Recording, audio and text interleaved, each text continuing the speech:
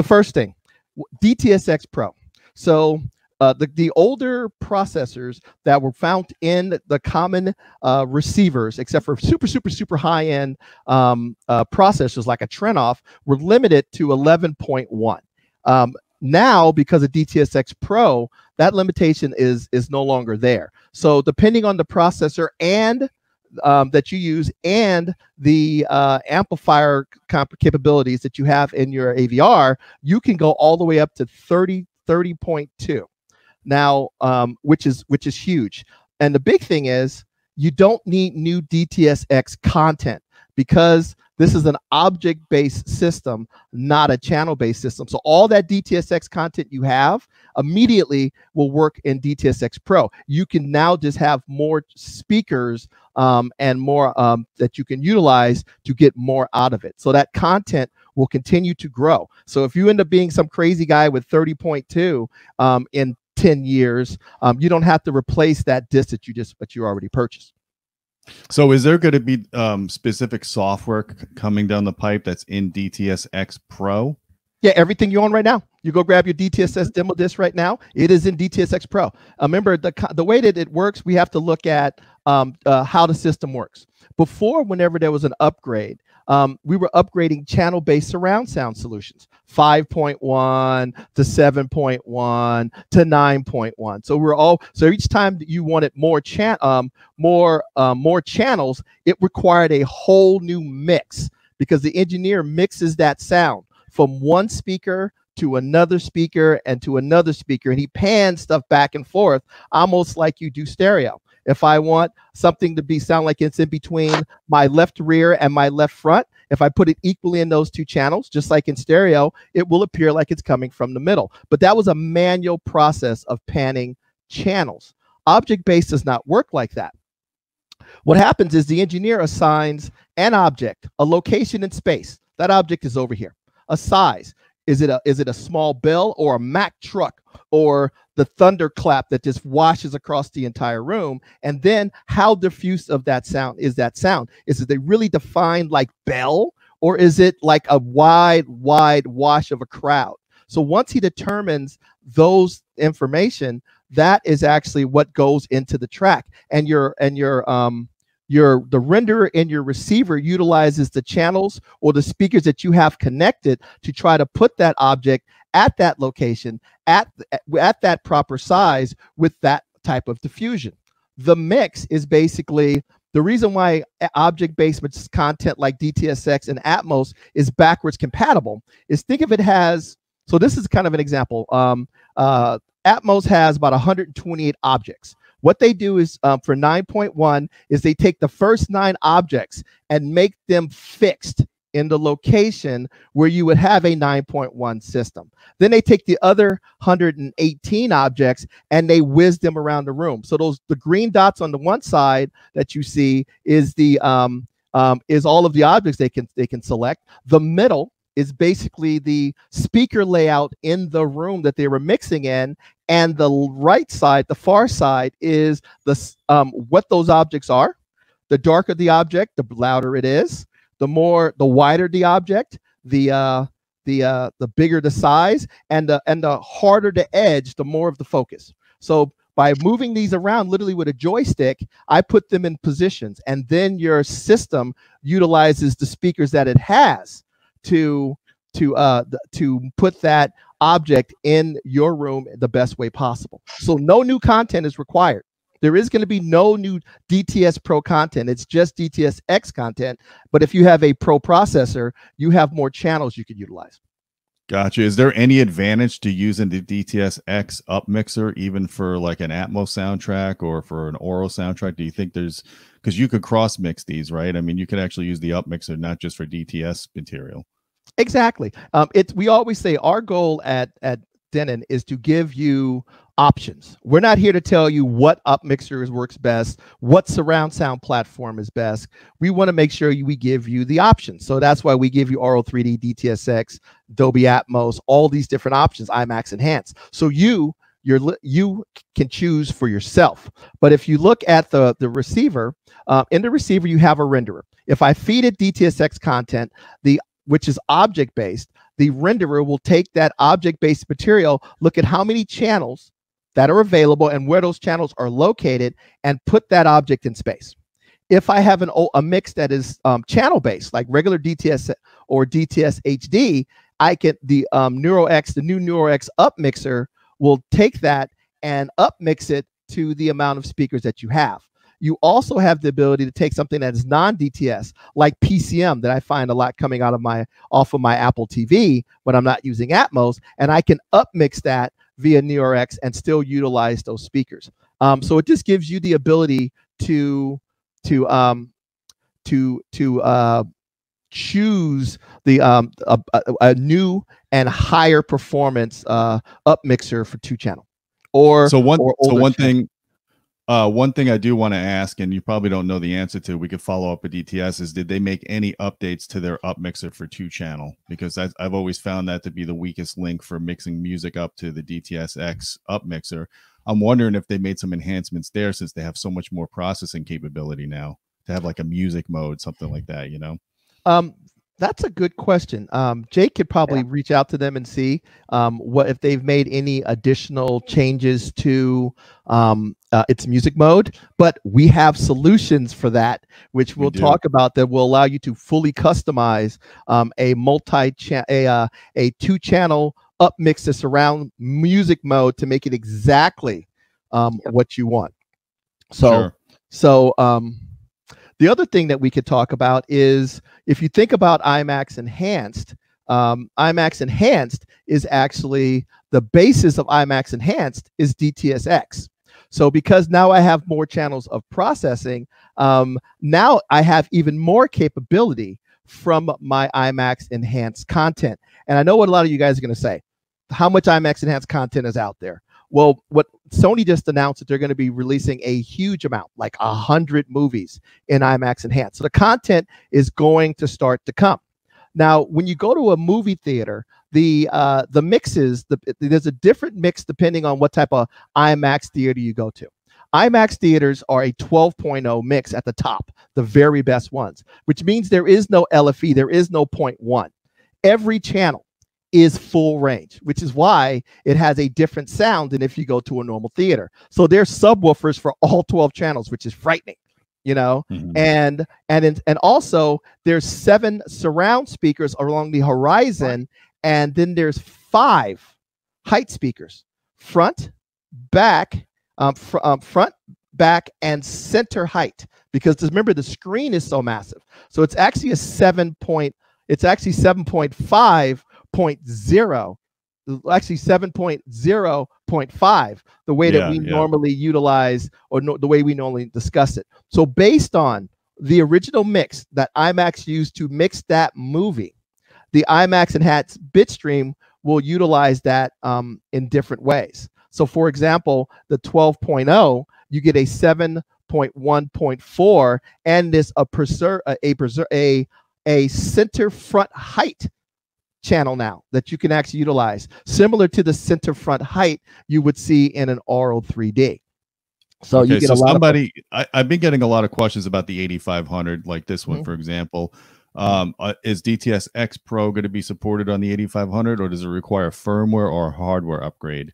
Well, the brand of the 8500 is it's very smart. So yes, the 8500 will be upgradable to DTSx Pro.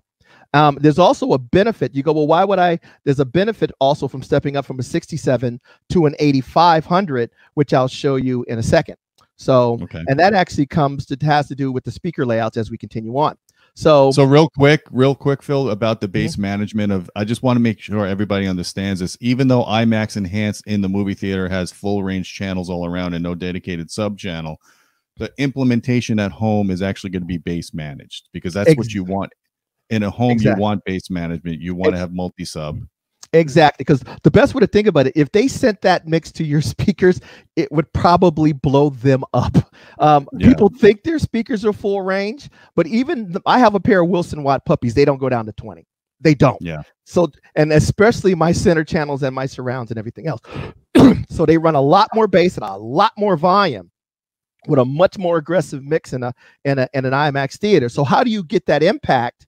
Utilizing the the limited range. Not, I mean, they're not, I mean, we, even if you have a good floor standing speaker, they don't go all the way down. So how do I get the most impact from my floor standers in my house that don't have 5 18-inch subwoofers in it, and my center channel in my rear? So there's a bass management, there's a lot of, there's a bass, there's also some bass treatment done, and stuff like that. Now the cool thing is, there's some things when you bought IMAX Enhanced on most receivers, when they came out, they would take every speaker and they would give it a mandatory crossover of 70 to make sure you don't hurt your stuff. If you're crazy, if you have like us, we make these big BP90 towers, 9080s. I want those can play lower than 70. So we actually have the option of going in and adjusting the high pass and low pass on your speakers if you actually do have something that can play a little lower. Gotcha. Yep. They have built-in powered subs, basically. Exactly. But the only way you see those settings, by the way, if you go into your receiver this year or next year, you're not going to see those settings unless you are playing a piece of IMAX content, because the receiver says you don't need to see these because you don't have any IMAX stuff.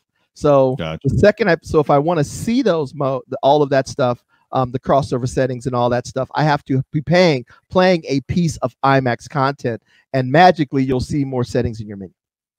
Okay. Understood. Okay. You were going to show something about the IMAX speaker layouts, and I cut you off. So okay, but that was a good question, because I know everybody asks us about that all the time.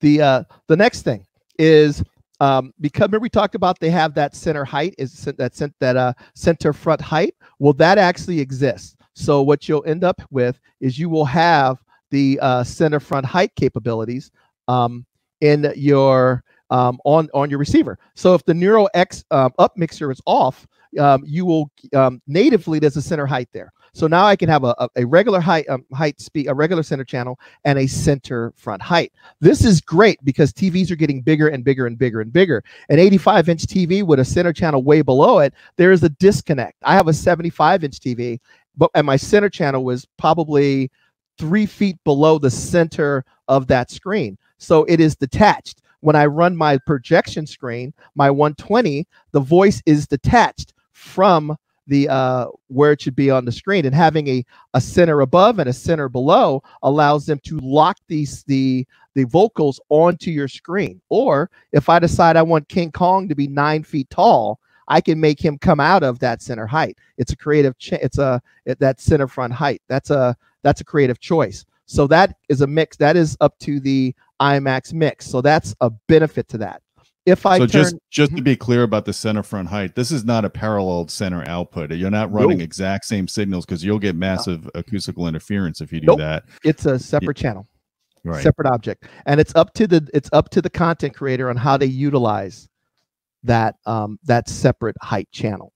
Sometimes they may mix some of the same things into both of them to lock it on your screen. Sometimes they may make mix something different on both to give you a wider sense of height or scope. Okay. Gotcha. And then lastly, if you have the Neural X on, you can also utilize a top surround, similar to the Voice of God found on the RO3D layout. Oh, okay. So what you recommend, the same kind of, or DTS recommends the same kind of positioning where the Voice of God speaker would be for Oro 3D? They do. If we look at the next slide here, this is kind of the options you get. So say you had a 6700, and a 6700 has 11 channels of amplification, but 13.2 channels of processing. So you can have 13 speakers and 2 subwoofers connected by utilizing external amplification, a secondary amplifier. Which, by the way, we are going to go into the menu system of this receiver right now. When we get done with this conversation, I'll show you how this is done. Okay, so you can actually go in and you can set it up for Dolby Atmos, and that would be 7.2.6 with a pair of front heights, a pair of rear heights, and a top middle, either in ceiling or traditional height speaker pointing down. Now or I can set up for an RO3D configuration, which has front heights, rear heights, a center front height, and a Voice of God.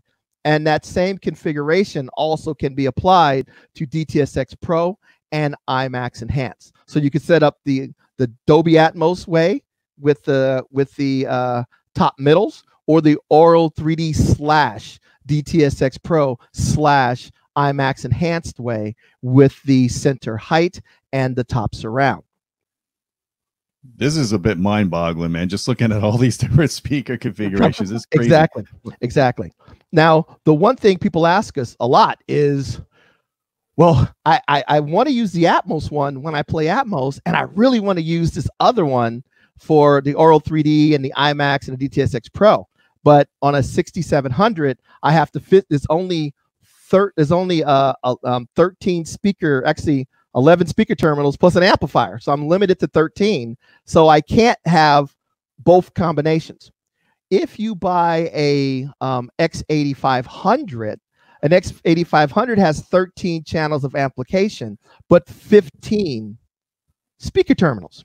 So I can switch from the Dolby Atmos configuration and play that, and then go into the menu and hit and press a button, and then switch a few buttons and switch over to the Aural 3D and the DTS Pro. So I can have both options and that's one of the reasons why you would step up to an 8500.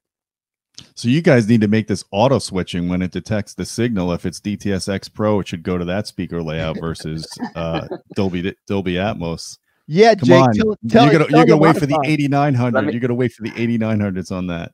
Tell your Just wait. Yeah. I'll send this one back to him. Yeah. So now the big thing we want to get across, people say, well, what if I don't get a chance to optimize what you said right there that I actually had to pick, right? So if we looked here, you said that I have to pick on a 6700 between the Atmos and layout, the Dolby Atmos layout and the DTSX Pro layout. Well, how is that going to affect it when I switch between formats if I pick just one of the two? Because I pick option A, how is that going to affect my sound when I play option B? Or if I pick option B, how is it going to affect my sound when I pick option A? The thing you have to remember is both of these systems are object-based. And so for example, the DTSX is object-based, but it's optimized for basically not 30.2 speakers, but also about 30.2 positions, or 30 positions where you can put the speakers. If you look at Dolby Atmos, it supports up to basically 35. So one does, if you take out the LFE, one has 30 channels of surround positions, and one has 34 channels of surround positions. And if you look at those positions, they're pretty similar. So the only one you do not see on the Dolby Atmos layout is a center height and a top surround. Okay, but if I use the Dolby Atmos configuration for DTSX Pro, those positions pretty much align with the positions that you would find on DTSX Pro. So if you pick the Dolby Atmos one, it's still going to sound great if you play DTSX Pro. Gotcha. Yeah. And I would imagine people would choose a format that's compatible with both, like this, because 90% of the time you're going to be using Atmos anyways. That's where most of the content's coming from. Exactly. So this is 7.1.4.